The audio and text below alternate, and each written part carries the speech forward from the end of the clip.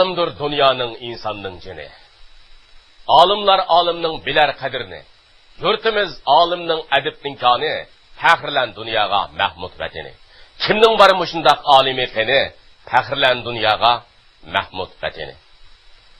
Har qanday millat o'z tarixida o'tgan mashhur shaxslar bilan faxrlandi, g'ururlandi. Mashhur shaxslar yo'q millat to'lma bichora millatdir.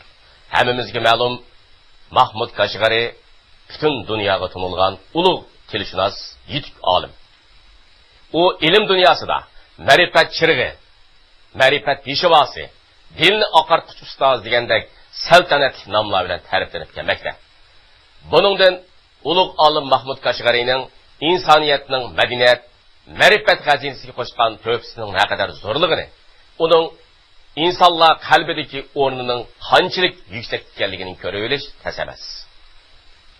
Bugungi programmamizda biz yozuvchi Farhadchilarning Mahmud Kashg'arining hayotiy faoliyatiga bag'ishlangan tarixiy romani Mahmud Kashg'ari haqida suhbat etamiz. Men avval suhbat ishtirok qilgan ikki aziz mehmonni tanishtirib o'tay. Yozuvchi, tadqiqotchi Farhadchilar efendi. Şinjan Pedagogik Üniversitesi Edebiyat İnstitutu'nun profesörü Abdülbasir Şükür efendi. Ötmüşteki Çin insanlarının ruhiyeti bizni kelgüsideki tarihini yeziş kırıkbatlandırır. Tarihi kartina yaratish elbette bir yazıcı için asas iş emas. Mahmud Kashg'arining hayotini men bir roman qilib yozaychi degan bir iroda ekandim-da. İctimai turmushining hammasini o'ziga xos xususiyat bilan tasvirlab chiqqan. Endi shu tarixiy shaxs, tarixiy kartina yaratish elbette bir yazıcı için asan iş emas. Ondaqda Faradga siz shu Mahmud Kashg'ari romanini qandaq bir hissiyat ve qandaq bir ta'sirdan muştaq bir mashhur bir shaxsning hayotida qo'ldan yaqilgan muştaq bir romanni yezish yaratishga qolgandingiz. O'rta maktabda o'qiyotgan vaqtlarimda Şinjanning qisqacha tarixi yozilgan bir rus kitob qo'limga tushib qoldi. Buni o'qisam, shuning ichidan Mahmud Kashg'ari, Yusuf Balasag'oni degan ikki ism chiqib qoldi-da. Mening bu ismlarga tunji qitim uchrashgan vaqtim shu. Buni ko'rgandan keyin men bir xil hayajonlanish bo'ldi ichimda. Shundan keyin nurg'un yillar o'tib ketdi. 79-yilga kelgan vaqtida men shu Şinjan İjtimoiy fanlar akademiyasiga rasmiy xizmat o'rinlashdim. Bu chaqda shu akademiyada shu bir guruhga maxsus tashkillangan odam Mahmud Kashg'arininki asli turkiy tillar divonini tarjima qilayotgandi. Men bu ustozlarga, bu peshqadam olimlarga havaslanib qarab qolatdim. Ularning shu Mahmud Kashg'ari to'g'risida, turkiy tillar divoni to'g'risida qilayotgan gaplarini butun vujudim bilan berilib anglab ketdim. Bunday gaplarni anglashdan zerikmaydim. Oxiri verib men o'zim shu Mahmud Kashg'arining hayotini men bir roman qilib yozaychi degan bir irodaga keldim-da. Divonni tarjima qilayotgan peshqadamlarga men shunday Mahmud Kashg'arining hayoti to'g'risida bir roman yozmoqchi bo'layapman deb dedim ularga. Deganki bu gapni anglagandan keyin har xil inkoslar bo'ldi. Lekin yana bir qism shu peshqadam olimlar mush ishni qilayotganlar meni qo'lladi. Meni rag'batlantirdi, meni ilhomlantirdi. Bu yerda Alloh tilg'og'im keldi. Bizning peshqadam ustoz, olim, ataqlı tilshunos İbrahim Muti aka, ataqlı tilshunos Nursulton Osmonov aka, hurmatli Amina G'appar dadam. Bu rahbarimni meni qo'llash yuzidan menga qulaylik sharoit yaratib berdi. Shu hurmatli ustozlarga, shu buyuk olimlarga mush fursatdan foydalanib o'zimni cho'nqur minnatdorligimni bildiraman. Mahmud Kashg'ari degan shu romanning yozilishida ularning ajri bor. Endi shu romanni yezish jarayonida Faradga siz necha yil material to'plab izni tayyorlik qildingiz? 3 yildak vaqt ketdi men. 92-yili yozilib bo'ldi. Nashriyotga topshirdim. 94-yili nashrdan chiqdi. Endi Abdulbasir Rahmonov mush asardinki adabiy qimmatiga bir baho berib qo'ygan bo'lsangiz. Endi bu Mahmud Kashg'ari to'g'risidagi tema nayt keng doira bilan bog'landi. Endi bu tema 1000 yil o'tib ketgan tema. 1000 yil ilgirki real tarixni tekshirish uchun tarixshunoslarning mushu jihatdagi tadqiqoti, tilshunoslarning mushu jihatdagi tadqiqoti, sotsiologlarning qadimgi tadqiqotini shu manba qiladigan gap. Endi mushu tarixiy temani Paratkam atrofliq tadqiq qilgan va izlangan. Izlanib, mushuning ichidagi har bir tarixiy shaxs, tarixiy voqea, ayni vaqtdagi sulola va ijtimoiy turmushning hammasini o'ziga xos xususiyat bilan tasvirlab chiqqan. Har bir personajga o'zi xos ma'naviy dunyo, xoslik, xarakterchilik berilgan. Yana bir nuqta mening o'ylaydiganim, bu badiiy tilni Paratkam bu romanda yaxshi kabalab kelgan. Mushu Bag'doddan tortib toki Xoqoniyagacha bo'lgan orliqdagi har bir rayonlarning o'ziga xos alayliklar bo'yicha bizning hozir zamon uyg'ur tili ham bo'lsa-mu garchi. Shu til alayliklarini ro'shan gavdalantirib berilgan. Yana bir jihatdan mening o'ylaydiganim, Paratkam o'zi tilshunos. Til tadqiqoti bilan shug'ullangan. Bu yozayotgan temaning o'zi bir buyuk tilshunos. Agar Paratkam o'zi tilshunos bo'lmagan bo'lsa edi, buning ichidagi nurg'un xos atalg'ular, nurg'un terminlar, qadim tillarimizga munosabatlik ba'zi etimologiya masalalariga chetilgan inchik nuqtalar bor. Mushu nuqtalarni boshqa odam bo'lsa, meningcha shu yo'rtning nayib tasavvurotni keltiradi. Bu bevosita badiiy qimmat ta'sir ko'rsatgan narsa. Mushu jihatlarni aytganda, Mahmud Kashg'ariy romani badiiy jihatdan haqiqatan muvaffaqiyat qozongan bir roman desak bo'ladi deb qarayman. Shunday. Endi bir asarninki adabiy qimmat masalasida hamda konkret holda qanday halqalarni ko'rsatish bo'ladi. Birsi obraz deymiz endi biz. Masalan biz Mahmud Kashg'ariy romanda buningda asosliq obraz Mahmud Kashg'ariy. Mushuni cho'rdigan holda mushning bilan munosabatlik bo'lgan nurg'un odamlar chetildi, bu bir ijtimoiy muhitda yashaydi. Mushularning hammasining o'ziga xos, bir-biriga o'xshamaydigan obrazlarni tasvirlash bu yozuvchining cho'ng mahorat talab qilgan bir nuqta. Yana birisi endi biz tilni deymiz ko'proq, badiiy tilni. Bu badiiy til endi biz odatda og'zaki bayon qilib berolmaydigan, shunchalik yaqinlik, shunchalik ravon, shunchalik obrazlik, shunday bir til. Badiiy asarning hammasida shunday til talab qilindi. Romanda texnik shunday.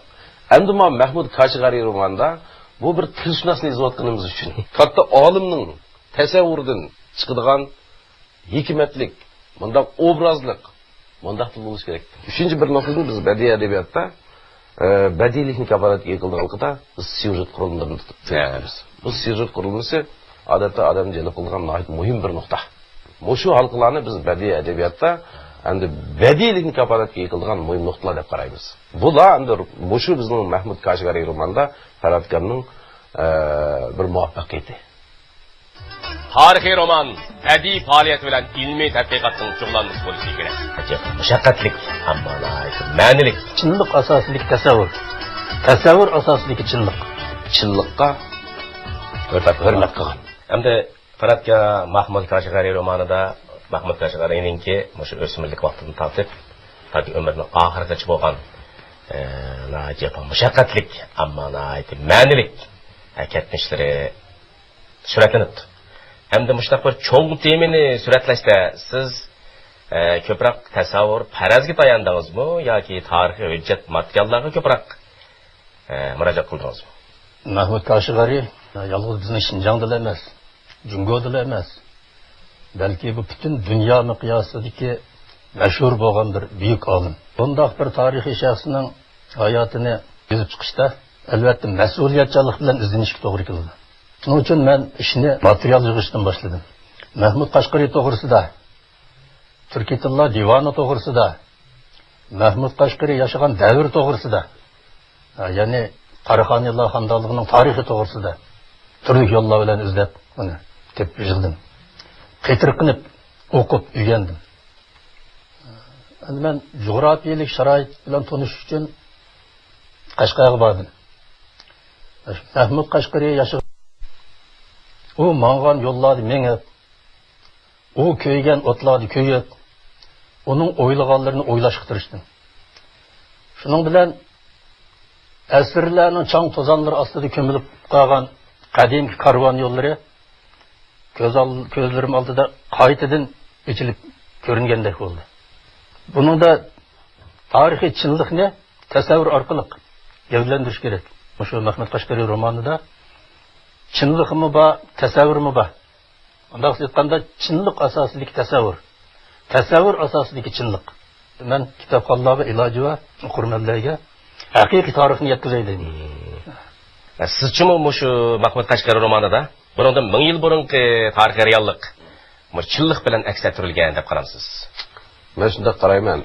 Endi bizda mushu Mahmud Qashqarining Divani lug'ati turki dunyoda nashr qilingandan keyin rostini aytgan nurg'un olimlar mushu divan haqida ve divan yaratilgan tarixiy sharoit haqida jiq izlangan. Abdur shu vaqtdagi tarixni, shu vaqtdagi ijtimoiy sharoitni, shu vaqtdagi madaniyatni agar atrofga tushganmasa, bunday bir asarni yozib chiqib bo'lmaydi. Buningda masalan divanning o'zida ancha jiq ma'lumot bo'lmagani bilan ashuni ichidagi muayyan bir so'zni izohlash uchun degan kichikkin bir uchur xarakterlik masalalarni olimlar cho'nqur tadqiq qilgan. Mushu masalalarni hammasini shu tarixiy tadqiqot bizga ta'minlab bergan butun ilm sohasi e'tirof qilgan. Mushundaq voqealiklarni, tarixiy voqealiklarni yaratgan olgan. Mushunga qaraganda bu chinlikqa hurmat qilgan bu roman. Mushu chinlik kafolatga ega bo'lgani uchun bu roman bizning kitobxonlarimizning suyib o'qishiga sazovor bo'lgan. Shunga mushu nuqtani aytganda men deyman, bu Mahmud Qashqari romanida haqiqatan chinlik to'liq kafolatga ega bo'lgan bir roman. Qaratgan mush romanni o'qisam, bu romandagi ikki tafsilot meni diqqatimni jalb qildi. Ya'ni romanningki birinchi qismining 12-bobidagi Navro'z bayrami degan bobida Mahmud Qashqari bilan Yusuf Hazajib og'zi qal'asi bir qatim uchrashadi. Ikkinchi qatimi romanning ikkinchi qismining 10-bobida, ya'ni Bag'doddagi xalifa huzurida ikkalan yana bir martabiyat uchrashib suhbat qurdi bu yerdan. Endi mushu ikki buyuk kishilarimizning hamda mushu uchrashgandiki, shuyadagi suhbatini biz kitobning o'zidan bir o'qib, undan keyin shuhbatdagi bir muloyimlikni qilib baqsaq. Tanışıp qo'ygan Mahmud, dedi Hasan degan bu yangi mehmonni ko'rsatib. Shoir Yusuf Balasag'uni. Balasag'lik Mavlonlar ichida men uni alohida qadrlayman. Tanishganimga xursandman, muhtaram Yusuf Balasag'uni hazratlari, dedi Mahmud. Bu yani o'z uyingizda ko'rgaysiz. Biz ikkinchi tafsir qarab boqaylik. Mahmud Qashqari bilan Yusuf Hazajib bir-biriga tikilib qarab qolishdi. Ondan her ikisi ün-tünsizlikle qo'l elishdi, quchoqlashdi va yana bir-biriga qarashdi. Qilishdigan gaplar shuncha ko'p bo'lsa-mu, hayajondan har ikkisining og'ziga gap kelmay o'tdi. Arada Yusuf Balasag'uni romanni ichib kitobni chiqardi, Mahmudga ikki qo'llab uzatdi. Bu oddiy amgigim sizga yodgor bo'lib qolsin. Mahmudning kitobni qo'sh qo'llab qabul qildi. Kitobning qo'ng'ir rangli ko'k muqovasiga oltin rangli ko'zning xati bilan Xitoyga bilik yozilgan edi. Mahmudning o'rnidan turib tagchilik kitoblardan birini oldi. Bu Peqirning arzimas amgigi. Divan lug'ati turk deb o'qidi Yusuf kitobni muqovasiga qarab. Rahmat, Mavlona Mahmud. Ular divan lug'ati turk ustida muhokama yurgizib, xeyli uzun suhbatlashdi. Endi romanni o'qigan har qanday bir o'qirmanningki nazaridan qochib qutulamaydigan bir tafsilotlar ekan bu. Mushu ikki tarixiy shaxsningki qayerda qanday holatda uchirish suhbatlashganligi haqidagi bu ma'lumot hozirgacha tefi men bildigan materiallarda texnik aniq bir narsa deyilmaganda bu shaxsda. Andagan siz endi baratgan bu ikki qatim uchrashtirib suhbat qurg'izib endi mushaq qilishda siz endi nimaga asoslandingiz? Birinchidan Yusuf Hazajibnimi shu Mahmud Qashqari bilan teng o'rinda turgan shu davrning buyuk olimini kitobxonlarga tanishtirish, shu vaqtdagi ma'lumotni topshirish maqsadida.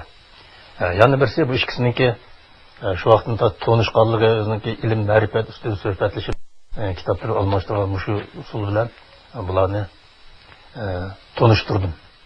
Endi yana bir masala, jiq olimlar shu divan lug'ati turing tadqiq qilgan olimlarmi mushundaq qarashlarni, hatto Xitoyga bilikni tadqiq qilgan olimlar shular ekan. Yusuf Xas Hajib bilan Mahmud Kashgari bir davrning, yana Xoqoniyaning katta olimlari turliq hech qaysi o'zining asarlarida bir-birini ko'rishganini demaydi. Ko'rishmasligi mumkinmi? Bu yerda bir masala bor.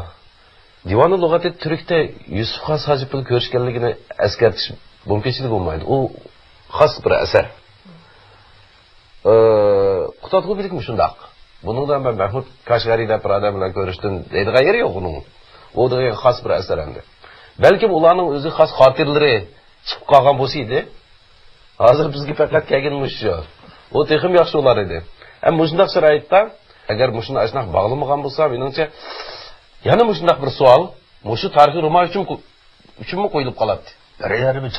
Bir yer chalib qolgandek, shunday bir konflikt shakllanadi. Yaxshi yozilgan asar o'qirmanlarni o'ylashga majbur qiladi va shu orqali ularning yo'shurun aqliy kuchini qo'llaydi. An'anaviy romanchilikdagi aslini kirishtirish, tazkir kirishtirish bilan 11-asrdagi voqealarni imkon qadar to'liq kirgizishga tirishdim. Uyg'ur davridagi buyuk bir simamdi. Qaratgan shu Mahmud Kashgari romanida personajlar obrazini yaratishda an'anaviy romanchilikdagi aslini kirishtirish, tazkir kirishtirish bilan konkret jarayonni suratlashga ortiqcha kuchab ketishdan hali zo'r dars saqlanib, oddiy tasvir, ixcham bayon orqali o'qirmanlarga hali zo'r darajada tasavvur boshqa qoldiribsiz ham. Bu shul usul orqali tarix roman ijod etdiki, chillik bilan badiiylikning munosabatini muvaffaqiyatli bartaraf qildi deb o'ylaysiz. İmkon qadar böyle tarixiy voqealarni, mush Mahmud Kashgariga divonga munosabat qilish 11-asrdagi voqealarni imkon qadar to'liq kirgizishga tirishdim. Shuning uchun bu asarda chinlik gavdalandi deb hisoblayman. Endi badiiylik masalasiga kelsak, badiiylik asarning badiiyligi har xil uslubda, har xil shaklda bo'lishi mumkin. Bunday aytganda, o'xshamaydigan badiiylik uslublari bo'ladi. Shuning uchun men o'zimning ditim bo'yicha, o'zimga muvofiq deb hisoblagan bo'yicha shu yo'l bilan yozdim. Ham buningki o'qirmanlarga qanchalik ta'sir qildi, boshqalar qanday baho berdi, Ona ben bir nima deyolmayman. Yozuvchi yozudi, o'qirmanlar baho berdi. Mahmud Kashgarininki Kashgariga qaytib kelgan vaqtda odatda ko'pincha men ko'rgan materiallarda 1085 atrofida deb qaraldi ekan. Sizning romaningiz 1094-yili Xoqoniyaga, ya'ni Kashgar qaytib kelganligida ma'lumot bor ekan endi. Demak, materiallardagi 1085-yil atrofida Qashqa opal qaytib keldi degan ma'lumot bilan shu sizning romaningizda deyilgan 1094-yil qaytib keldi degan shu yilnomada biroz to'qinish bormi qandaq? Mahmud Kashgari bu o'zining yurtini tashlab musofir chiqib ketishlik sabab, buning o'rda siyosiy o'zgarish bo'ldi, uning dadasi, bovisi, yaqin urug' tuqqanlar hammasi qildi. Demak, u chaqda bular ketgandan keyin buni Qashqar taxtni bu Mahmud Kashgarininki oti bo'z bilan dushmanlashayotgan taraf taxtni qo'lga oldi. Ibrohim degan taxtga o'tirdi. Keyingi vaqtda Ibrohim Tekin o'lgandan keyin u Hasan Bo'raxon u taxtga chiqdi. Mahmud Kashgari shu Bag'dodda vaqtida, demak bu Qashqardagi taxtda shu Mahmud Kashgarininki jamiyat bilan dushmanlashayotgan bir jamiyat huquq tutib turibdi. Hasan Bo'raxon huquq tutib. Shuning uchun bundaq bir sharoitda uni Qashqarga qaytib berish mumkin emas. Undaq vaqt qaytib bora oladi deganda faqat Hasan Bo'raxon o'lgandan keyin taxt olmishib uni o'rniga Ahmad Arslanxon chiqqandan keyin uningdan keyin bor berish mumkin. 1105-yili Qashqardan bir elchilar umiga kelib Bag'dodga Ahmad Arslanxon taxtga chiqdi. Deb shundan xalifadan bir diniy unvon talab qildim bir var. Shu chog'da xalifa unga diniy unvon ato qildi. Andan keyin jamiyatniki tugaganligini va yangi bir jamiyat chiqqanligini uqqandan keyin aniki Mahmud Bulov bilan birga ketdi. Mandaq desa tarixiy uyg'un bo'ladi deb hisoblayman. Shunga bu cho'qin 1105-yildan keyin bordi Qashqarga qaytdi. Masalan, siz bu Mahmud Kashgari romanini jiroq va kang davr ko'rinishidagi voqealikni yoritish, personajlar obrazini suratlashda tarixchilik hurmat qilish bilan badiiy tasavvurning kuchi to'liq amalga oshirilgan deb qaraymiz mana.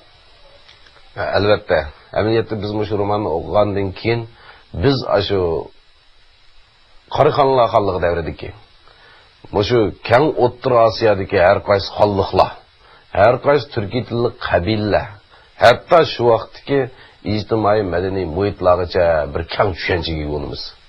Mushuningdan qarag'an vaqtda bu tarixchilik intayin yaxshi yo'rgan. To'qilma qildigan imkoniyat tarixiy asarda, odatga asar qaraganda nayt tar bo'ladi. Uning ustiga bu hamda bir uyg'unish davridagi bek buyuk bir simamdi. Buni qanday yozmoq lozim? Buni hamda yozuvchi nayt inticha tahlil qilib, shu obrazni haqiqiy turmushchiligiga, shu davrning turmushchiligiga bab keladigan qilib tasvirlab chiqqan. Mushu nuqtadan qarag'an vaqtimi roman muvaffaqiyatli chiqqan bir roman. Shunga badiiychilik bilan tarixchilik bu romanda haqiqiy birlashtirilgan bir roman. Bizning tarixiy romanchiligimizda hozirgacha Uyg'urlarda yozilgan tarixiy romanchilikda kitobxonlarimizning o'rtaq e'tirofiga erishgan romanlarning birisi bo'lishi bilan men mushu jihatda muvaffaqiyat qozongan roman deb qarayman. Romanni o'qish orqali yana bir masala kallamda bir chiqish bo'lib turdi endi. Mahmud Kashg'ari taxminan 1070-yil atrofida Bag'dod xalifaligiga olgan vaqtning o'zida mashhur sharq mutafakkiri ulug' olim Al-G'azali bilan uchrashdi. Uchrashgan vaqtning o'zida tunji qatam Mahmudning ko'z oldida Al-G'azali soch soqollari tishlab oqagan bir ishqadam sifatida namoyon bo'lgan ko'z oldida. Mening bilishimcha Al-G'azali Mahmud Kashg'ariydan to'g'ri 50 yosh kichik. Unda olganda 1070-yili Mahmud Kashg'ariyning ko'z oldida namoyon bo'lgan ishqadam olimninki simasi qanday turib qachasaqil aqargamada ishqadam bunday siyaqt emas. 12 yoshga kirgan bir bola sifatida namoyon bo'lib qoladigan bir ishlar bo'lgan. Shunga bir tushuncha bermoqchi bo'lsangiz. Buni men yozayotgan vaqtida menda bir ideya bor-da menda. Nima desa shu Mahmud Kashg'ariyning yozish jarayonida shu davrda o'tgan bizning tariximizda o'tgan atoqliq olimlar, umuman mashhur shaxslar imkon qadar ko'proq kirib ketdi shu romanning ichiga. Deydigan. Shuning uchun men shu ideya bilan buni kirgizgan. Chunki ularni Mahmud Kashg'ariyda ko'rishgan vaqtda bir kichik bola deb ko'rishtirgan bo'lmaydi-da. Mening uchun bunday yiroq qadimiy tarixni aks ettirgan bir tarixiy romanda endi sal kengroq doir tarixiy shaxslarni kirgizsa meningcha bo'ldi. Bizga yetib kelmagan nurg'un tarix usullari bo'lishi mumkin. Yanimda nurg'un olimlar uchrashgan bo'lishi mumkin Mahmud Kashg'ariylar. Lekin endi ulardan bizga qolgan mirosda bunday usullar bo'lmaganligi uchun biz buni deyamayapmiz. Lekin badiiy asar uchun, tarixiy asar bo'lishdan birga badiiy asar bo'lganligi uchun meningcha bu imkoniyatni bas tamoman bo'ladi. Tarixni hech kim o'z orzusi bo'yicha o'zgartirmaydi. Ammo tarixni savob va ibrat olish donishmandlarning hissidir. Tadqiqot tekshirishda bo'lganligini Mahmud Kashg'ariy o'z davatdan ko'rsatsa, badiiy yo'l bilan bizga eng yuksak darajada o'tib berdi. Bir qism tadqiqotchilar nazarida Mahmud Kashg'ariyningki Bag'dodga borganligi, apsining ismining bu Rabiya ekanligi, o'ylanganligi masalasi mushna taraflarni, hattoki ba'zida mushu kang qipchoq dalasida mushu Volga daryo bo'yigacha araliqda mushu tadqiqot tekshirishda bo'lganligini e'tirof qilmaydigan mana ahvollar bor ekan. Bu yag'am bu unda qilmagan, unda qilishi mumkin emas. Mahmud Kashg'ariy mushu o'zininki xalqninki mushu tavasidan chiqmagan Bag'dodga kelib qandaq tur yerda kitobini Abbasiylar qalbsining 27-si Bulg'asim Abdullah bin Muhammad al-Muqtadi bi amrillah taqdim qilgandan keyin butunlay bu o'ydirma bundaq ishlar farq bo'lmagan deydigan qarashlarni tushuntirdi ekan endi. Mushuninga nisbatan sizning qarishingiz qanday? Bu Mahmud Kashg'ariyning shu Turkiy xalqlar, qabilalar yashaydigan hamma yurtlarni qipchoqqa etil Volga daryo bo'ylariga berib, qipchoq dalallarini kezib kelganligi, keyin Bag'dod qo'yib, uni xalifaga o'zining asrini armag'on qilganligi. Buning hammasi divanning o'zida bor bu gaplar. Mahmud Kashg'ariy o'zi deydi undan. Aniki divanning yana oxirgi bir yerda bu shu Hijriy 10-yilda deydi, hamda shu vaqtida men buni yozib bitirdim. Yozib 4 qatim tahrirlab, o'zim ko'chirib qaytadan 1075-yilda kelgan vaqtda xalifa Mesudgacha bi amrillah muhtadi hazratlariga buni armag'on qildim deb o'zi Mahmud Kashg'ariy o'zi da'vatgan gap bo'lsa. Mas'ulmanim mush romanningki badiiy pallis qayerda? Birisi roman Qori xonlar xonligi davridagi mushu bizning madaniyat, real turmush, tarix, etnografiya, mushunga oid nurg'un uchurlarni badiiy yo'l bilan bizga eng yuksak darajada o'tib berdi. Biz mushuni boshqa romanlardan uchirolmaymiz, boshqa manbalardan ko'rolmaymiz. Buni xuddi badiiy adabiyotning bizni ko'rsatib berayotgan shu obraz tuyg'usi bilan yetkazib berdi-da. Buning eng cho'ng bir badiiy ustugi. Ikkinchi bir badiiy pallasi, endi mushundaq bir tilshunos olimning tarixda o'tgan mushundaq bir cho'ng olimningki badiiy obrazni bizga eng mukammal yo'rtib bergan birdan-bir asar. Shuning uchun bu uning yana bir cho'ng badiiy pallasi. Endi uchinchi mening deydiganim, bu roman til jihatdan intayin yaxshi. Mening qarashimcha, til intayin ravon. Ommabop tushunishlik, obrazlik. Anadın iğir cümle yok. Til jihatimi bu roman bizga ulgu bo'lgan romanlarning birisi.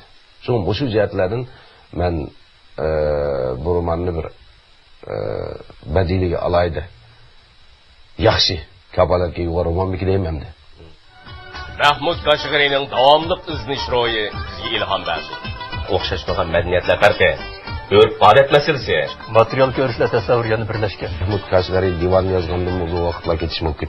Anaus Faradga roman ta'sirlangan ayni davrdagi o'xshashmagan madaniyatlar farqi, urf-odat masalasi, shundaqla jug'rofiyaviy xosliklarni siz qanday bir taraf qildingiz? Buni 1000 yil burungi jug'rofiy sharoit hozirga o'xshamaydigan bo'lishi mumkin. Asosiyatni o'xshasa yana bir muncha farqlar bo'lishi mumkin. Shuning uchun men buni endi mana keyin asosan shu hozirgi ko'z qarash bo'yicha yozdim endi. Uning tabiiy manzarani anchalik fikrlab kirib ketmadim. Yana bir tarafdan aytqanda men bombaga yerlar masalan, chegirdan sirdagi yerlarniki tabiiy sharoitni qanday qilish kerak deganda, buningga shu ruscha materiallar yamanjaq bo'ldi. Bular o'sha Sovet ensiklopediyasida har bir yerlarniki, har bir davlat, har bir rayonlarniki tanishtirish qismlarida ashlarning tabiiy manzaralar bergan suratlar bor. Aydinni ko'rib, ashlarni qarab, ag'aylarimi bor. Demak, buni yanala shu bunday qilib yana shu material ko'rishlar tasavvur yana birlashgan. Demak, Basir madam siz cho'g'andimi buni bir tarixiy romanchiligimizdagi bir muvaffaqiyatga chiqqan bir yirik asar deyishga bo'ladi ekanda. Albatta. Mahmud Qashqariy romanida aks ettirilgan shu hudud, ana shu jug'rafiyalik muhitga Moshuni agar Faradkan birdan ko'rib yozaman desa, Mahmud Qashqariy divan yozgandan uzun vaqtlar ketishi mumkin. Bu imkoniyatning bo'lishimi tas. Endi hozirgi uchur sharoitida yana birisi nurg'un uchurlarni bo'shab turib topib bo'ladi. Shu usul foydalanganim to'g'ri endi. Endi albatta ba'zi bir so'zlarda biz endi bugungi tilimiz bilan yozamiz mana. Asli bu Mahmud Qashqariylar Xoqoniyat tili bilan so'zlagan biz qoldirib ketadi, lekin unda qilsangiz bizning kitob qoldirimiz qanday qildik. Mushlar gap kelib chiqdi bu yerda. Mushunday yozmaylar amal yo'q. Shunga ba'zi odamlar deyish mumkin, Mahmud Qashqariy mushunday gap qilganmidi deyish mumkin. Albatta bu bugungi odamlarimiz uchun yozib turayotgan Mahmud Qashqariy bo'lgani uchun bugungi tilimiz bilan bo'ladi bu hamda. Bu hamda shu bugungi tarixiy romanchiligimizning ehtiyoji. Shunga bu mukammal roman deymiz. Qadrli ko'rman do'stlar, yaxshi kitob dil chiriqi, hayot mashali. U bizni uzluksiz tirishishga, izlanishga, yuksaklikka undaydi. Bugungi programmamiz mishad oxirlashdi. Kelarki programmamizda yangidan yangi suhbatlar huzuringizda bo'ladi. Xayr xo'sh, salomat bo'linglar.